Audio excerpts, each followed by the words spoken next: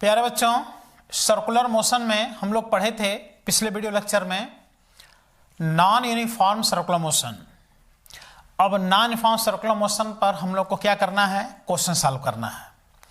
बाकी सारे कॉन्सेप्ट हमने उसमें बताया था, किस तरह से टोटल एक्सेलरेशन बताते हैं, टोटल फोर्स निकालते हैं नॉन यूनिफॉर्म सर्कुलर मोशन में, वर्क डन और पावर डेवलप टेंजेंशियल फोर्स के द्वारा होता है, सेंट्रीफ्यूगल फोर्स के द्वारा सब क्या होता है, जीरो होता है। और क्वेश्चन इस पे कराते हैं। देखो यहां लिखा भी है problem based on the non uniform circular motion. if a car is moving on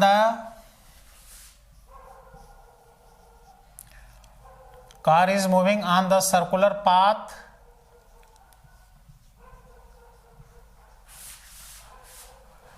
of radius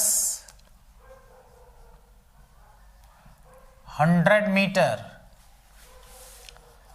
with speed 20 meter per second,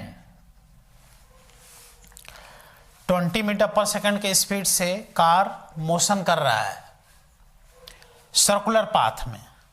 कितने रेडियस में? 100 मीटर। चलो इतने तो बात समझ में आया। अच्छा बताओ, वेलोसिटी दिया है, रेडियस दिया है, तो इससे सेंट्रीपिटल एक्सेलरेशन आ जाएगा v²/r। अब कह रहा है if speed of car increases, speed of the car increases at the rate 3 meter per second square, then find acceleration of car. कुछ आ रहा समझ में? कहोगे अरे ये तो ये भी एक एक्सेलरेशन दिया है, यहां से भी एक एक्सेलरेशन आएगा, तो ये कौन सा एक्सेलरेशन पूछ रहा है? तो क्वेश्चन से समझ में आ गया कि ये एक्सेलरेशन इसके स्पीड को बढ़ा रहा है। तो स्पीड को बढ़ाता कौन है? Tangential acceleration. यानी टेंजेंशियल दे दिया है, सेंट्रीपिटल निकल आएगा, टोटल एक्सेलरेशन एक तरह से पूछ रहा है। वो नॉन यूनिफॉर्म कहीं लिखेगा नहीं, खुद समझना है। अब ऑप्शन देखो दिया है 4 मीटर पर सेकंड स्क्वायर, 3 मीटर पर सेकंड स्क्वायर, 5 मीटर पर सेकंड स्क्वायर एंड 7 मीटर पर सेकंड स्क्वायर। जो तुम सोचोगे वो ऑप्शन देखो दिया है। एक एक्सेलरेशन ये भी दिया है तो ऑप्शन देखो ये भी है। यहां से निकालोगे तो 4 आएगा, ये 5 7, तो आंसर तो दिख रहा है।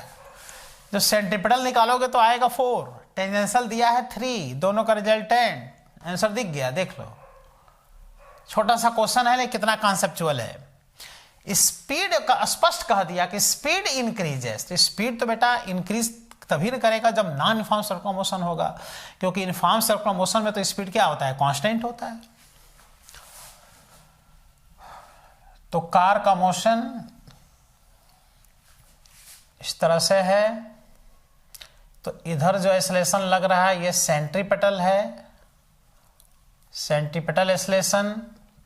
और सेंट्रीपिटल एक्सेलरेशन उस समय बताना है सब जब उसका स्पीड 20 है, तो हो जाएगा v²/r। तो 20 का स्क्वायर बाई 100, यह आ गया 4 मीटर पर सेकंड स्क्वायर। और ये देखो स्पीड को बढ़ाएगा कौन? Tangential acceleration. तो टेंजेंशियल एक्सेलरेशन दिया है कितना? 3 मीटर पर सेकंड स्क्वायर। तो जाहिर है कि एक ये एक्सेलरेशन हो गया और ये टेंजेंशियल हो गया, तो ये इसका रिजल्टेंट हो गया। यही नेट एक्सेलरेशन बताना है। तुम कहोगे नेट तो नहीं पूछ रहा है, वो तो कॉन्सेप्ट देखो ना, बस एक्सेलरेशन पूछ दिया, अब तुमको नेट ही बताना है। तो नेट एक्सेलरेशन हमने बताया था टेंजेंशियल एक्सेलरेशन का स्क्वायर प्लस सेंट्रीपेटल एक्सेलरेशन का स्क्वायर 3 का स्क्वायर प्लस 4 का स्क्वायर, ये हो गया √25 इक्वल टू 5 मीटर पर सेकंड स्क्वायर। ये आ गया आंसर। क्लियर हुआ बेटा? बहुत इंपॉर्टेंट होता है, स्टूडेंट समझ नहीं पाता कि आखिर कौन सा एक्सेलरेशन हम फाइंड करें। कहीं नॉन यूनिफॉर्म लिखा भी नहीं है, वो लैंग्वेज से कहीं देखना, कहीं हम कितना भी क्वेश्चन कराएंगे नॉन यूनिफॉर्म सर्कुलर मोशन सब करा रहे हैं, लेकिन किसी भी क्वेश्चन में नॉन यूनिफॉर्म सर्कुलर मोशन लिखा नहीं रहेगा। वो लैंग्वेज से समझना पड़ेगा कि मोशन नॉन यूनिफॉर्म है कि नहीं।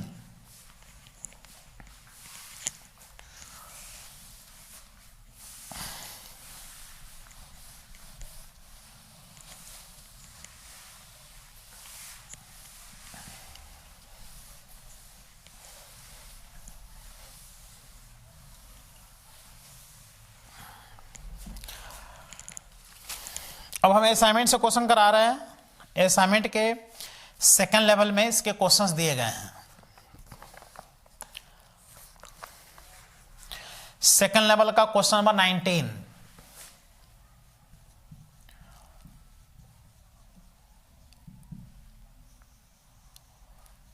सेकंड लेवल का 19 नंबर क्वेश्चन क्या कह रहा है हम बता रहे हैं।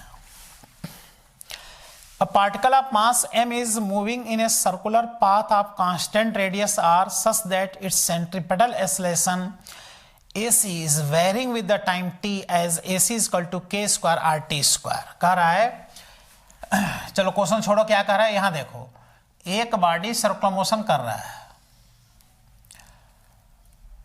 रेडियस r है, तो जो सेंट्रीपेटल एक्सेलरेशन इसमें लग रहा है, देखो सेंट्रीपेटल एक्सेलरेशन वो टाइम का फंक्शन है। सेंट्रीपेटल एक्सेलरेशन दिए हैं क्वेश्चन में k square r into T square, ठीक। Where k is constant the power delivered to the particle by the forces acting on it. अब देखो कितना अच्छा क्वेश्चन। एक तो कहीं क्वेश्चन नहीं लिखा है कि नॉन यूनिफॉर्म सर्कुलर मोशन, लेकिन तुमको पता है कि यूनिफॉर्म सर्कुलर मोशन में सेंट्रीपेटल एक्सेलरेशन का न्यूमेरिकल वैल्यू कांस्टेंट होता है। और इसमें देखो सेंट्रीपेटल एक्सेलरेशन का जो न्यूमेरिकल वैल्यू है, चलो k कांस्टेंट है, r कांस्टेंट, बट टाइम तो बढ़ेगा, टाइम बढ़ेगा तो सेंट्रीपेटल एक्सेलरेशन का न्यूमेरिकल वैल्यू बढ़ेगा। तो यहां से क्लियर हो गया कि यहां से देखो ये क्लियर हो गया कि it is not constant, numerically constant नहीं है, टाइम पर डिपेंड है। दैट इज यहां से पता चल गया कि ये motion non uniform circular motion है। तो जब नॉन यूनिफॉर्म सर्कुलर मोशन होगा तो सेंट्रीपेटल एक्सेलरेशन जो लग रहा है, सेंट्रीपेटल फोर्स, तो एक इधर बेटा निश्चित है कि अब टेंजेंशियल फोर्स भी इसमें एक लग रहा है। भाई इधर लग रहा है सेंट्रीपेटल फोर्स, तो इधर लग रहा है टेंजेंशियल फोर्स, क्योंकि नॉन यूनिफॉर्म सर्कुलर मोशन है। तो पावर बताना है, क्या बताना है, पावर कितना डेवलप हो रहा है। तो पावर जो निकालेंगे वो इसके द्वारा तो निकालेंगे नहीं, क्योंकि इस फोर्स के द्वारा तो चूंकि वेलोसिटी इधर बनेगी, जब इधर वेलोसिटी बनेगी तो इसके द्वारा तो ये 90 डिग्री पर है, तो सेंट्रीपेटल फोर्स के द्वारा पावर डेवलप 0 होगा। जो पावर होगा इसी के द्वारा होगा, टेंजेंशियल फोर्स के द्वारा। याद करो ये बात हमने बताया था पिछले टर्म पर। ऑप्शन देखो दे रहे हैं,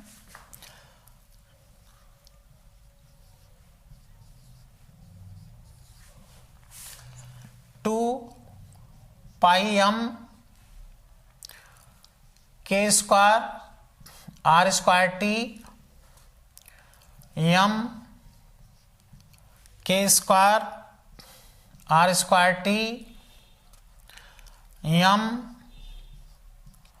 k square r square t power 5 upon 3 and 0। अब कंफ्यूज करने के लिए देखो 0 भी दिया है, जिसको नहीं आइडिया लगेगा तो कहेगा अच्छा अरे सर्कुलर मोशन में तो पावर 0 होता है, लेकिन किस सर्कुलर मोशन में पावर 0 होता है, यूनिफॉर्म। ये जैसा इंफॉर्मेशन दिए हैं देखो नॉन यूनिफॉर्म है, ये ऑप्शन है, ये आंसर नहीं है, इसमें से कोई एक है।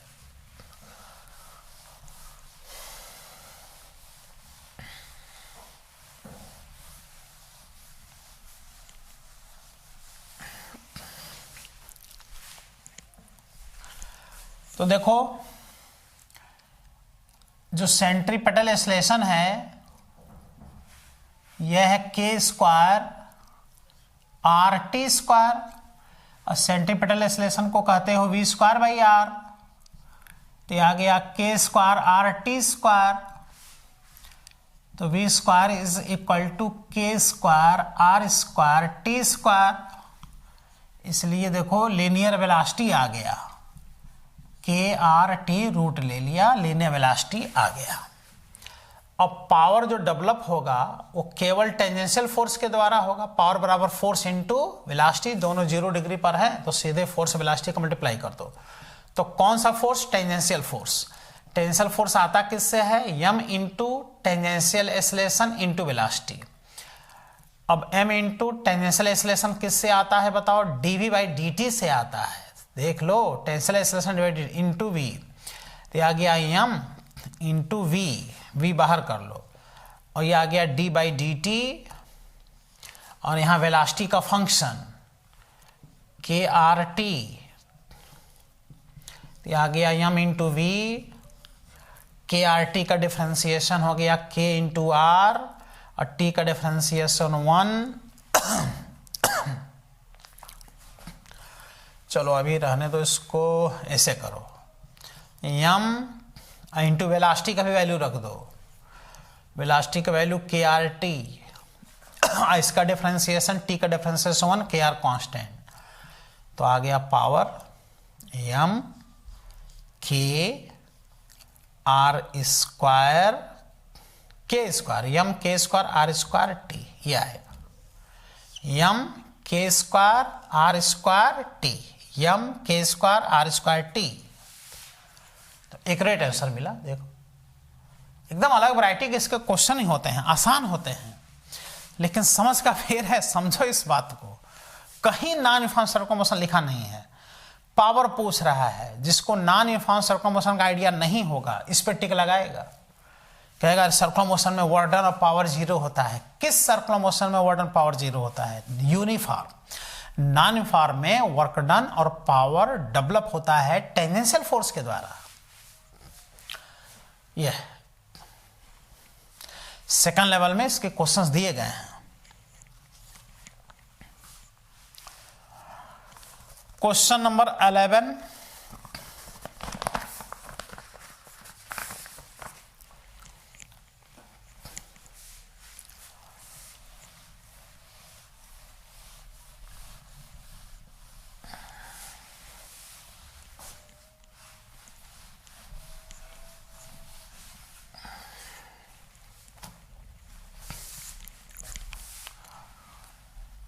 Number question of second level.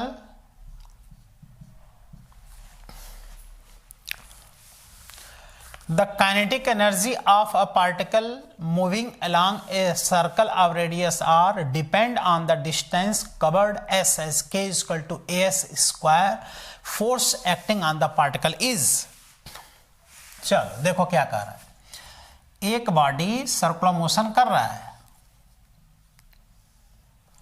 Are radius में, तो इधर तो सेंट्रीपेटल लगेगा ही सेंटर के तरफ, ठीक। और इसकी जो काइनेटिक एनर्जी दिए हुए हैं k is equal to A into S square.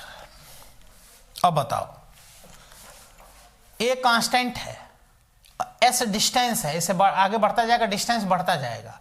तो बेटा जब डिस्टेंस बढ़ेगा तो काइनेटिक एनर्जी भी बढ़ेगा, क्योंकि ये तो डिस्टेंस पे डिपेंड कर दिया। और तुमको पता है कि बेटा यूनिफॉर्म सर्कुलर मोशन में काइनेटिक एनर्जी कांस्टेंट होता है, यहां तो इंक्रीजिंग है। क्लियर कर दिया मोशन कैसा है, नॉन यूनिफॉर्म सर्कुलर मोशन। यह है not constant, kinetic energy constant ही नहीं है, that is non uniform circular motion. तो निश्चित है कि सेंट्रीपेटल फोर्स के साथ साथ इस पे एक टेंजेंशियल फोर्स भी लगेगा। अब पूछ रहे हैं कि बताओ फोर्स कितना लग रहा है पार्टिकल पर, the force acting on the particle. तो बताओ जब फोर्स निकालोगे तो दोनों का रिजल्टेंट निकालोगे ना। अब क्वेश्चन से देखो, कहीं नॉन यूनिफॉर्म सर्कुलर मोशन का नाम नहीं लिया है, घुमाया है, खुद सोचो। खुद समझो कि यूनिफॉर्म है कि नॉन यूनिफॉर्म।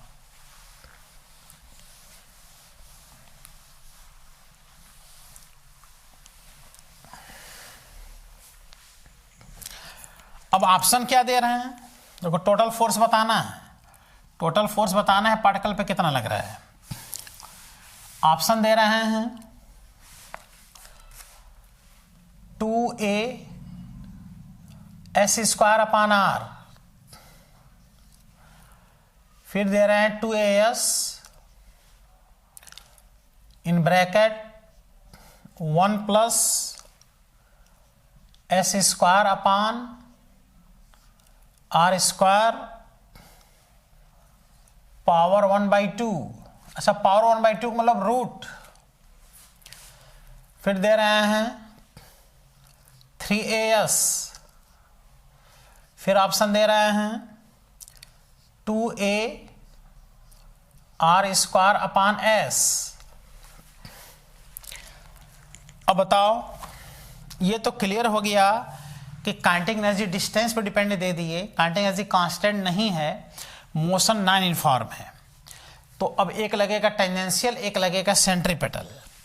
तो जब हम लोग फोर्स निकालेंगे तो इन दोनों का रिजल्टेंट ऐसे फाइंड करेंगे, यही एफ हम लोग को फाइंड करना है।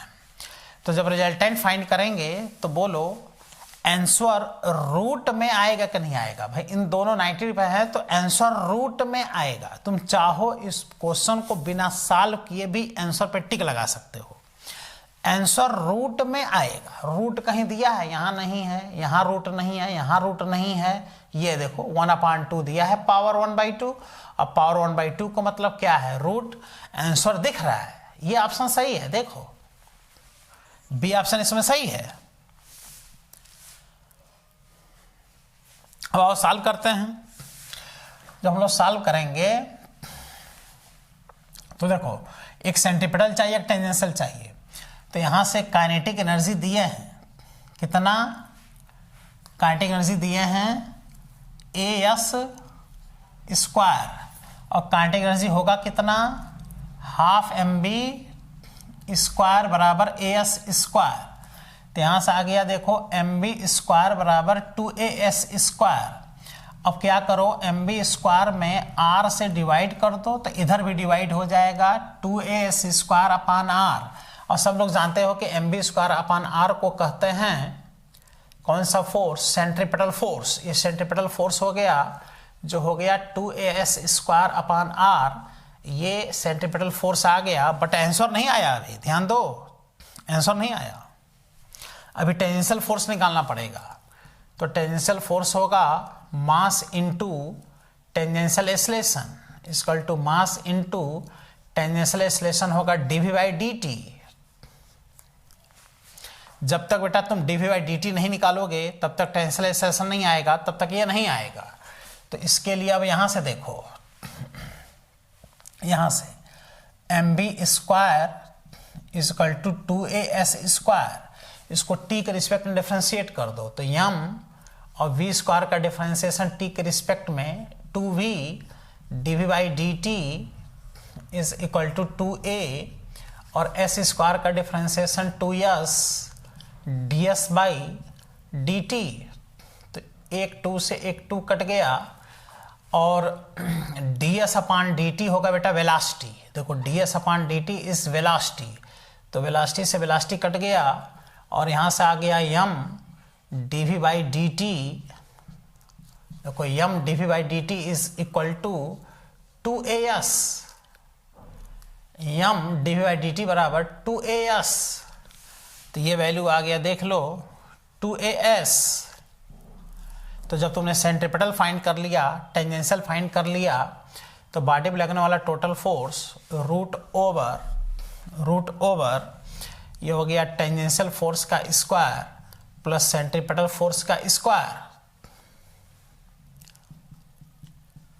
टेंजेंशियल फोर्स आया है कितना, 2as का whole square plus 2as square upon r का होल स्क्वायर। तो देखा जाए तो इसमें 2as का होल स्क्वायर कॉमन है, तो रूट के बाहर आएगा, तो ये हो जाएगा 2as, ब्रैकेट में यहाँ से बचेगा 1, और यहाँ चूंकि एस स्क्वायर का स्क्वायर है इसलिए यहाँ से आ जाएगा S square upon R square, और यहाँ बचेगा रूट, ये पूरा रूट बचेगा, इसको क्या कह देंगे 1/2, क्योंकि ये आंसर आया। और बल्कि देखा जाए तो बिना सॉल्व किए भी हम लोग आंसर पे पहुंच चुके थे। तो इसको सॉल्व करो, इतना आएगा 2s कामा ले लो ना, 2s का होल स्क्वायर, तो यहाँ से 1 बचा, एस स्क्वायर बचा अपान आर स्क्वायर, रूट बचा तो उसको हमने 1/2 लिख दिया। ये आंसर सही है। तो कुछ क्लियर हो रहा है? Non uniform circular motion,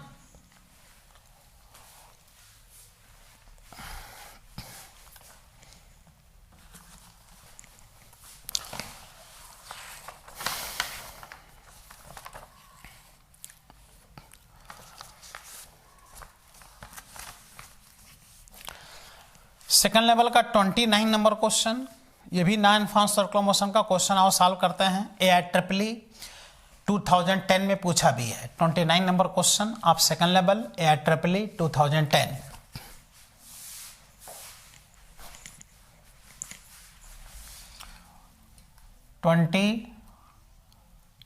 number question of second level.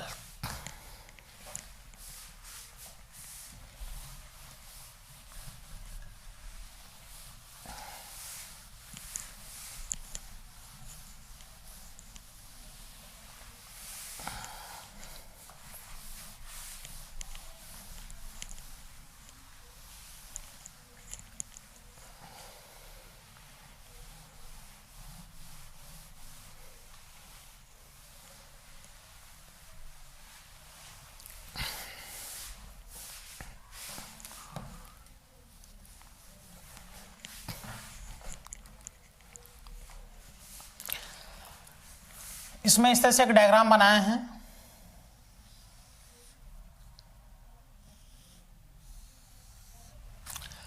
X axis origin, Y axis,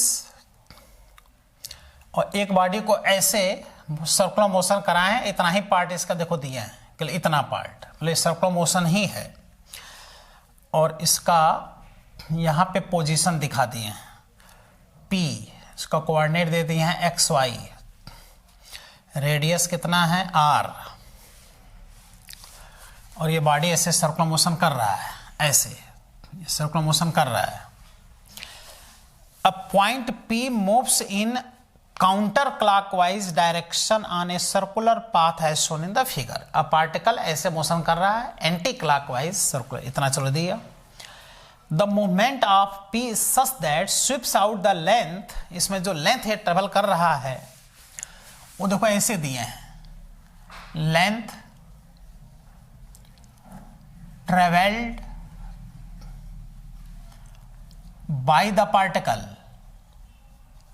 particle जो लेंथ ट्रेवल कर रहा है वो दिए हैं S is equal to T³ plus 5, यानी डिस्टेंस ट्रेवल जो है वो टाइम पे डिपेंड है। देखो where S is metre, T is in second, the radius of the path is 20 metre, radius 20 metre है,